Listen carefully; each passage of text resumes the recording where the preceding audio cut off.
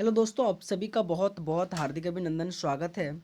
दोस्तों, आज जनगणना के ऊपर आज की क्लास होने वाला। दोस्तों, आपके जो एसएससी जीडी आपके 2023 और 24 के जिस तरीके से क्वेश्चन में पूछा गया था दोस्तों, मैं आपको केवल दिखाने वाला हूं दोस्तों। यकीनन अभी तक दोस्तों मैं आपके लिए एसएससी जीडी 2024 के पूछे गए हिस्ट्री क्वेश्चन और पॉलिटी क्वेश्चन और साथ ही स्टेटिक क्वेश्चन जितने भी था दोस्तों, मैंने इसी वीडियो सेक्शन पे अपलोड कर चुका हूं। और आज का जो टॉपिक है दोस्तों आपके जनगणना के ऊपर है।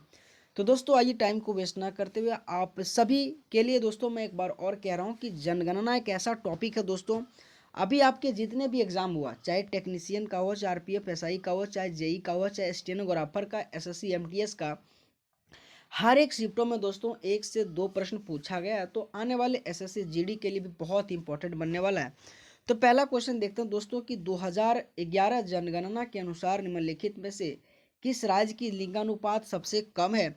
तो बेसिकली ऑप्शन के अनुसार दोस्तों आपका जो कि क्वेश्चन दिया गया था और उसमें से राजस्थान आपके सबसे लिंगानुपात में से कम है आपके ऑप्शन के अनुसार। दोस्तों कभी कभी आपके एग्जाम में इस तरीके से भी क्वेश्चन पूछा जाता है। हम लोग क्या करते हैं दोस्तों, अगर बात किया जाए लिंगानुपात तो हम लोग एक से दो से तीन राज्य का नाम याद रखते हैं, मैक्सिमम और मिनिमम वाला। लेकिन आपके एग्जामिनर में इस तरीके से भी क्वेश्चन पूछा जाता है, तो आपको इस टाइप से भी क्वेश्चन को याद रखना है। साथ ही में अगर बात करूं दोस्तों आपके लिंगानुपात से संबंधित क्या क्या क्वेश्चन पूछे जाने की यदि संभावना है दोस्तों। सर्वाधिक लिंगानुपात वाले अगर मैं राज्य की बात करूं तो बेसिकली आपके केरल जो सो 1084 व्यक्ति के साथ है, तमिलनाडु 996 और आंध्र प्रदेश आपके 993। आपके एग्जाम में दोस्तों साक्षरता से संबंधित, लिंगानुपात से संबंधित, और मैं कह रहा हूँ ना दोस्तों, अभी आपके जितने भी एग्जाम हुआ 2024 में आप जाके दोस्तों उठाइए, कहीं अगर आपको इस तरीके से क्वेश्चन नहीं मिला होगा तब आप जगह कहना, है ना। अगर न्यूनतम लिंगानुपात वाले राज्य की मैं बात करूं तो हरियाणा 879, जम्मू कश्मीर 889 और सिक्किम 890। बेसिकली ये सिक्किम वाला पॉइंट याद रखिएगा, ये यही क्वेश्चन आपके 4 बार पूछा गया एसएससी में कि न्यूनतम लिंगानुपात वाले राज्य इनमें से कौन सा है। तो सिक्किम सबसे पहला आपको आंसर मारना दोस्तों, बहुत इंपॉर्टेंट सिक्किम से क्वेश्चन बनता है दोस्तों। आइए अगला क्वेश्चन की देखते हैं कि आपके एसएससी जीडी में किस प्रकार से क्वेश्चन पूछा गया था। लेकिन दोस्तों अगर आपको क्लास अच्छा लगता होगा दोस्तों तो आप जरूर दोस्तों लाइक करना, सब्सक्राइब करना दोस्तों। 2011 जनगणना के अनुसार निम्नलिखित में से किस राज्य में महिला साक्षरता दर सबसे अधिक है। दोस्तों एक सबसे पहले साक्षरता, लिंगानुपात, ये मैं जितने भी पॉइंट करके ला रहा हूँ ना दोस्तों, ये क्वेश्चन से आपका करीब 10 क्वेश्चन बनेगा दोस्तों, और यकीनन आपके एग्जाम में वैसा ही क्वेश्चन पूछा जाएगा। तो बेसिकली इस क्वेश्चन का आंसर आ जाएगा केरला, कि केरला में आपके महिला साक्षरता दर सबसे अधिक है। और यहीं दोस्तों आपके पुरुष में भी साक्षरता दर की संख्या सबसे ज़्यादा है। यानी एक क्वेश्चन में आपकी पुरुष से क्वेश्चन पूछ लिया कि 2011 जनगणना के अनुसार पुरुष साक्षरता दर सबसे अधिक राज्य, तो बेसिकली केरला। और महिला की मैं बात करूँ तो उनका भी आपके बेसिकली केरला आ जाएगा। लेकिन दोस्तों आइए, जितने भी आपके साक्षरता से संबंधित क्वेश्चन पूछे जा सकते हैं मैं आपके लिए लाया हूँ दोस्तों। अगर मैं बात करूँ सर्वाधिक साक्षरता वाले दर राज्य वाले राज्य, तो केरल 94%, मिजोरम जो कि दूसरे स्थान पे 91.3%। ये आपको डाटा सहित स्टेट याद रखना दोस्तों, आपके एग्जाम में बहुत इंपॉर्टेंट है। हमेशा आपके डाटा पूछ ले रहा है। अभी आपके स्टेनोग्राफर में जाके क्वेश्चन देख लीजिए, एग्जाम में पूछ लिया कि जो सर्वाधिक राज्य दर है ना, उसमें से दूसरे स्थान पे कौन सा राज्य है और उनका कितना प्रतिशत है। भाई आपको अगर प्रतिशत याद नहीं तो आप कैसे करोगे ना, तो आपको सहित डाटा याद रखना है। 91.3% आपके मिजोरम राज्य। साथ ही अगर न्यूनतम साक्षरता की मैं बात करूँ तो आपको बिहार 61.08% और अरुणाचल प्रदेश दोस्तों की 65.4%। ये दोनों डाटा आपको याद रखना, आपके एग्जाम के लिए बहुत इंपॉर्टेंट है। आपके एग्जाम में इस तरह से बहुत क्वेश्चन पूछा जाता है। अगर मैं आगे की बात करें कि सर्वाधिक साक्षरता वाले केंद्र शासित प्रदेश की बात, तो लक्षद्वीप आ जाएगा जो 91.8% के साथ है। और वहीं न्यूनतम अगर साक्षरता वाले केंद्र शासित प्रदेश की मैं बात करूं तो 76.2%, जो कि दादर एवं नगर हवेली, ये दो भी पॉइंट आपको स्टेट कम और ज़्यादा, और साथ ही यूटी में भी कम और ज़्यादा आपके एग्जाम के लिए बहुत इंपॉर्टेंट है। कई बार का क्वेश्चन पूछा गया दोस्तों कि सर्वाधिक जनसंख्या जो कि सर्वाधिक साक्षरता वाले केंद्र शासित कौन सा है। तो बेसिकली आपके लक्षद्वीप आ जाएगा। और अगर आप प्रीवियस ईयर क्वेश्चन देखते होंगे दोस्तों, शायद इन सभी क्वेश्चन के बारे में आपको पता होगा। और एक क्वेश्चन और बहुत इंपॉर्टेंट बनता है, कभी कभी आपके एग्जाम में पूछा पूछा जाता है कि स्त्री और पुरुष जो साक्षरता में सबसे अधिक जो अंतर है ना, सो कौन से राज्य में है। बेसिकली इस क्वेश्चन का आंसर आ जाएगा राजस्थान में। आपके पुरुष और महिला में से सबसे ज़्यादा साक्षरता में जो कि अंतर पाया जाता है, और इस पॉइंट को भी आप याद रखिएगा। अगर मैं अगला क्वेश्चन की बात करूं दोस्तों, अगला क्वेश्चन आपके एसएससी जीडी में किस प्रकार से क्वेश्चन पूछा गया था कि 2011 जनगणना के अनुसार निम्नलिखित में से कौन सा भारत का सबसे कम आबादी वाला राज्य है। तो बेसिकली आपके सिक्किम आ जाएगा। मैंने कहा ना दोस्तों, ये आपके एग्जाम में हमेशा क्वेश्चन पूछा ही जाता है। यही सिक्किम देखो आइएगा ना, अभी मैं पहला स्लाइड में आपको बताया। तो क्या रहा हूँ दोस्तों, आपके एग्जाम में वही उलट पुलट करके क्वेश्चन फेंकता है। बस आपको एक तरह से बेसिक पढ़ लेनी है। अगर मैं बात करूँ सबसे कम आबादी वाला, तो बेसिकली सिक्किम आ जाएगा। लेकिन दोस्तों और आइए अगला क्वेश्चन देखते हैं आपके एग्जाम में किस तरह से क्वेश्चन पूछा जा सकता है, बन सकता है। अगर मैं बात करूं दशकीय वृद्धि से संबंधित आपके एग्जाम में बहुत क्वेश्चन पूछा जाता है।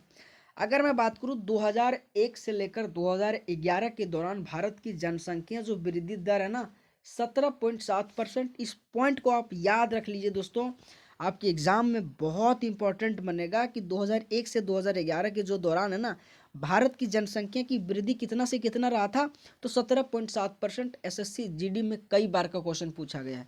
साथ ही अगर मैं बात करूं 2011 जनगणना के अनुसार देश की कुल जनसंख्या में नगरीय कितने परसेंट था, तो 31.2%। और ग्रामीण की मैं बात करूं तो 68.8%। ये भी आपके लिए बहुत इंपॉर्टेंट है। अभी टेक्नीशियन, एमटीएस और स्टेनोग्राफर में ये तीनों पॉइंट क्वेश्चन में आपके एग्जाम में नगरीय वाला क्वेश्चन पूछा गया, ग्रामीण वाले क्वेश्चन पूछा गया। तो आपको परसेंट याद रखनी है दोस्तों। नगरीय में 31.2%, और जनसंख्या अगर मैं ग्रामीण की बात करूं तो आपकी 68.8%। अगर दोस्तों आप इस तरह से नहीं पढ़ के जा रहे ना कहीं आप अपने एग्जाम में नंबर को खोने वाले हैं दोस्तों। नहीं आता दोस्तों, आप स्क्रीनशॉट जरूर मार लीजिए दोस्तों। अगर मैं बात करूं सर्वाधिक जनसंख्या वाले राज्य, तो आपके उत्तर प्रदेश 20 करोड़ के साथ, और महाराष्ट्र आपके 11 करोड़ के साथ आपको याद रखना है दोस्तों। इस तरीके से क्वेश्चन वाइज मैं आपको एक्सप्लेनेशन कर रहा हूँ। अगर आपको दोस्तों क्लास अच्छा लग रहा ना दोस्तों, मेरी मेहनत के लिए आप जरूर लाइक करना दोस्तों। और दोस्तों अगर इस तरह से क्लास किसी और भी दोस्तों को ज़रूरत है दोस्तों, तो आप इसे ज़रूर शेयर करना। बहुत इंपॉर्टेंट क्लास है दोस्तों आपके एसएससी जीडी के लिए। दोस्तों आपके एसएससी जीडी 2023 और 24 में जिस तरीके से क्वेश्चन पूछा गया दोस्तों, मैं आपको एक एनालिसिस करवा रहा हूँ दोस्तों कि हाँ, ऐसे ही क्वेश्चन पूछा जा रहा है दोस्तों, आपके एग्जाम के लिए बहुत इंपॉर्टेंट बनेगा। अगर मैं बात करूं दोस्तों न्यूनतम जनसंख्या वाले राज्य में से, तो आपकी मैंने कहा ना, सिक्किम आपके 6 लाख के साथ और मिजोरम आपके 10 लाख के साथ। बहुत इंपॉर्टेंट बनता है, आपको याद रखना है। अगर मैं वहीं कहूँ कि केंद्र शासित प्रदेश दिल्ली जो कि सबसे फर्स्ट नंबर पे है, और वहीं अगर मैं यूटी जो कि मैं बात करूँ कि जनसंख्या अनुसार, तो लक्षद्वीप आपके सबसे कम है। लक्षद्वीप से आपको 2 पॉइंट याद रखना है। पहला सर, साक्षरता में यूटी में फर्स्ट नंबर पे आपकी लक्षद्वीप है। और दोस्तों अगर मैं बात करूं कि जनसंख्या में न्यूनतम जो आपके यूटी में कौन सा है, तो लक्षद्वीप है। ये 2 पॉइंट आपके एग्जाम के लिए बहुत इंपॉर्टेंट है, लक्षद्वीप से आपको याद रखनी है, ठीक है।